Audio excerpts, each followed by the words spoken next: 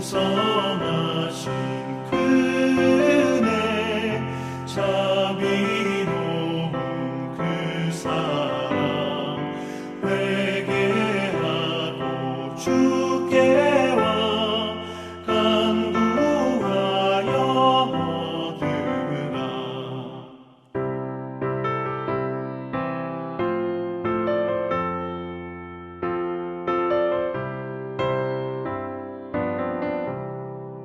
모든 죄를 떠나서 회개하고 나오라.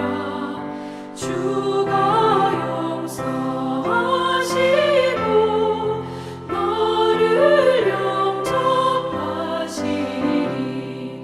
눈보다도 더 희게 너의 맘을 씻어서 내 마음의 천국이 임하도록 하리라.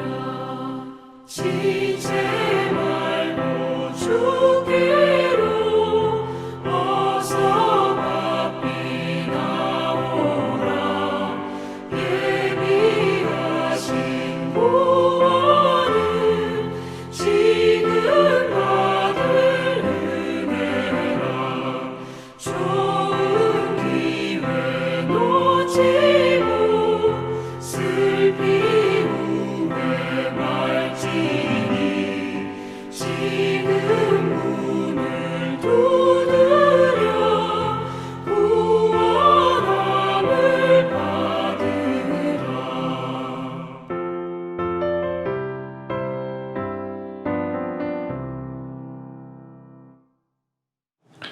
오늘 하나님의 말씀은 로마서 11장 25절에서 36절 말씀입니다.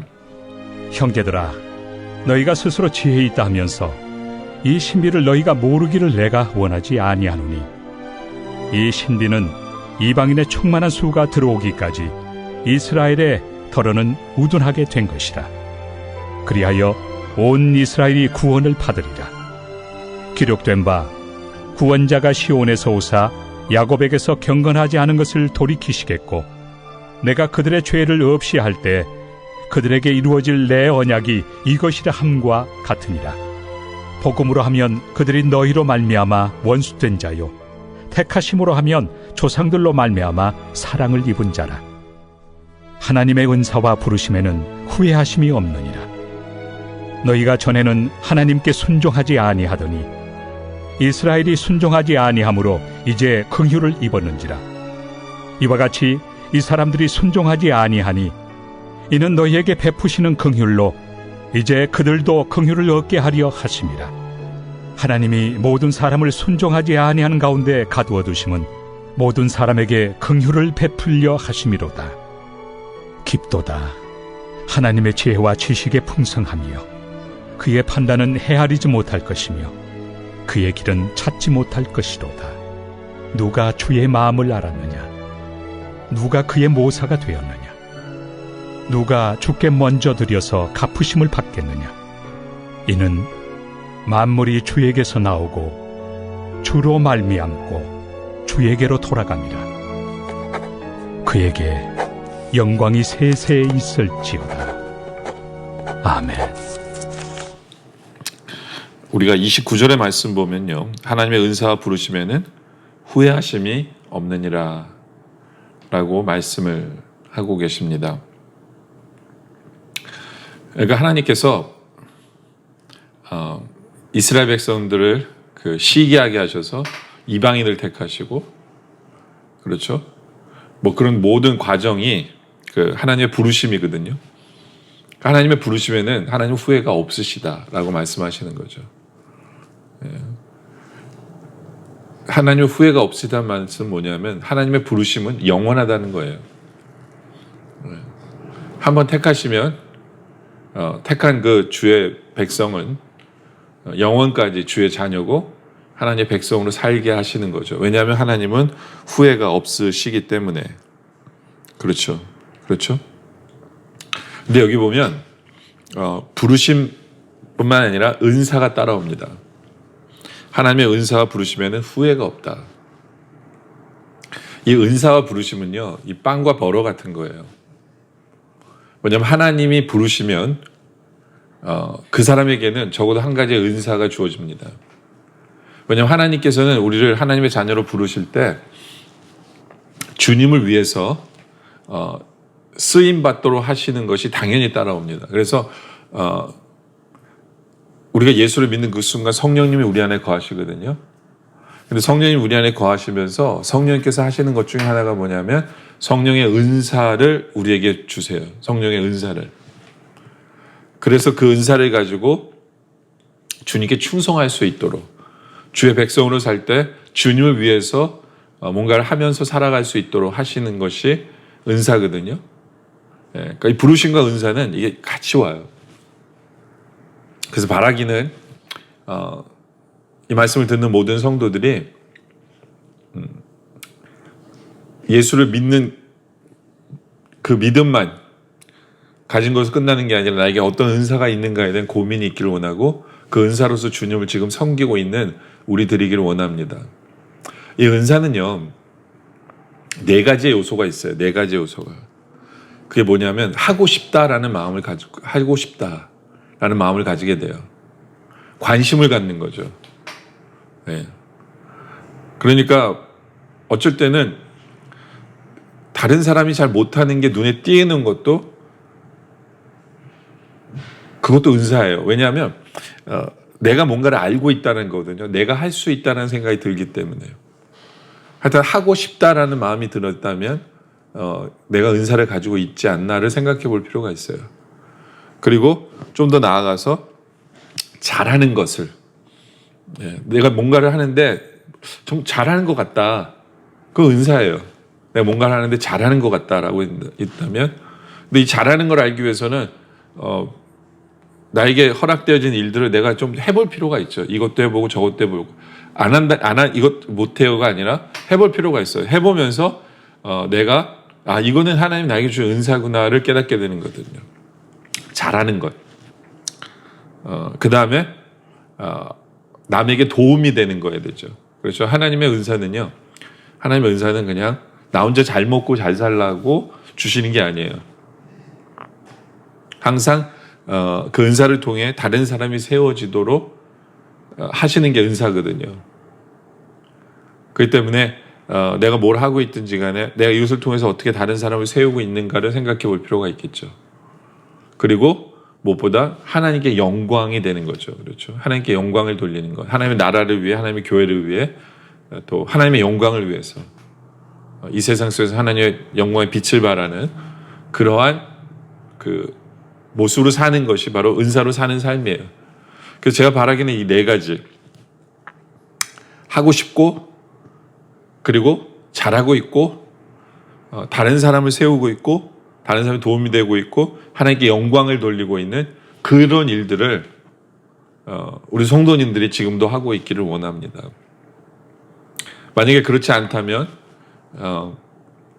기도하면서 하나님 나의 은사를 깨달아서 은사로서 부름받은 자답게 주님을 섬길 수 있도록 해주세요 라는 그러한 마음이 우리 안에 있기를 원합니다. 그러면서 주님께서는 그런 말씀을 하세요. 주님은 은사 부르시면 후회가 없는데 30절에 너희가 전에 하나님께 순종하지 아니하였더니 이스라엘이 순종하지 아니함으로 이제 국류를 입었느니라. 그렇죠? 우리가 예수를 믿게 된 건요, 하나님의 국류를 입게 된 거는, 국률이라는 것은 자비하심이거든요.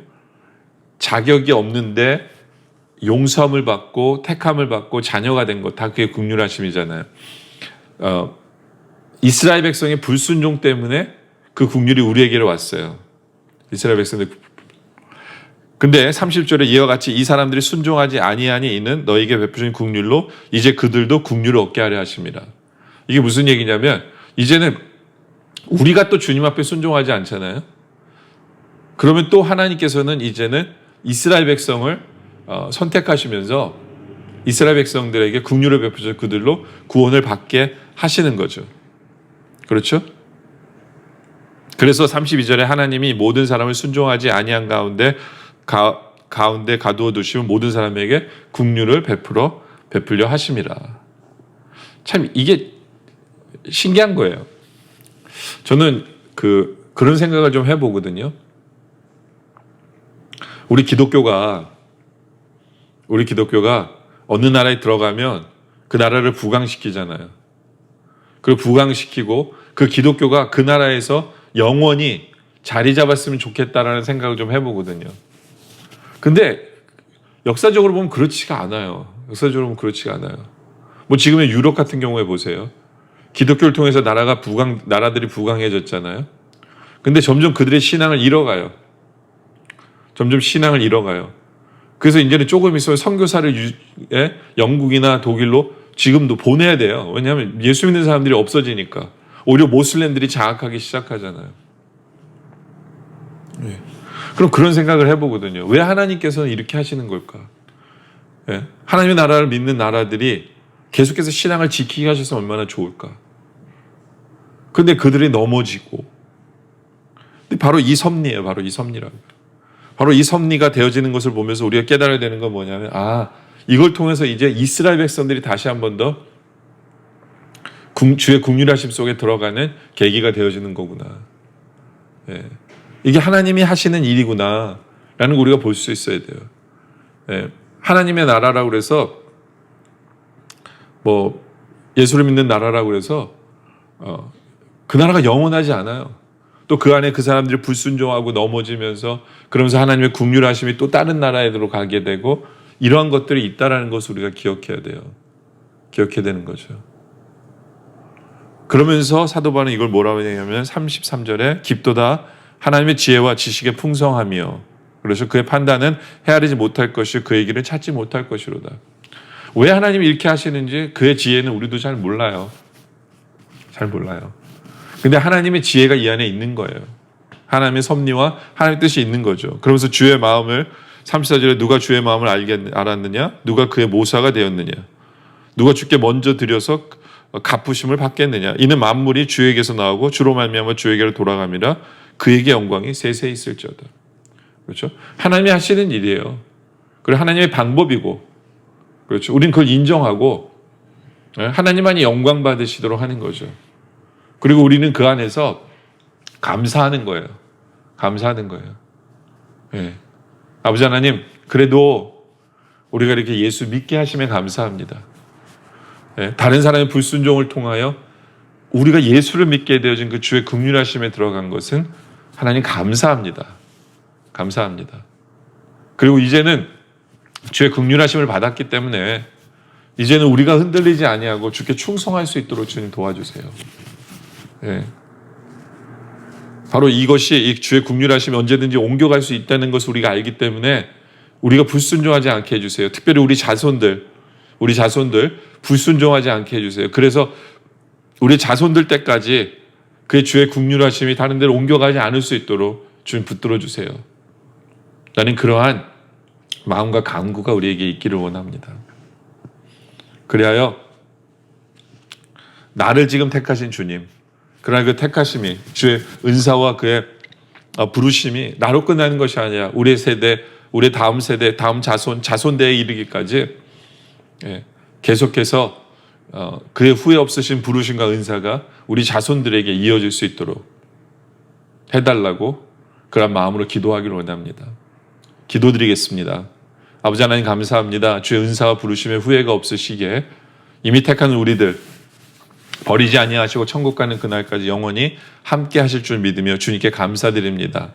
주님, 이 말씀에 대한 모든 성도들이 주님께 주신 은사를 깨달아 하고 싶은 일을 하고 있게 해주시고 잘하고 있는 일을 하게 해주시고 다른 사람에게 도움이 되는 일을 하고 있게 하시며 하나님께 영광되는 그러한 일들을 기쁨으로 하고 있는 그런 우리 모두가 되어줄 수 있도록 주님 인도하여 주시옵소서. 아버지 하나님, 사랑의 하나님 아버지, 우리는 다 알지 못하지만 주님의 긍휼하심 속에 우리가 들어가 있는 것에 주님 감사합니다. 간절히 바라옵기는 우리가 불순종하지 않고 주님께 순종함으로 말미암아 우리의 자손들, 우리의 자손의 자손들이 주님의 후회 없는 그 부르심과 은사 속에서 살아가는 그러한 가정들 되어줄 수 있도록 아버지 하나님 붙들어 인도하여 주시옵소서. 주님의 긍휼하심과 주님의 베풀어 주신 은혜에 감사드리오며 또 계속되진 기도 속에 주님 함께 하시었길 바라오며 예수님의 이름으로 간절히 기도드립니다. 아멘.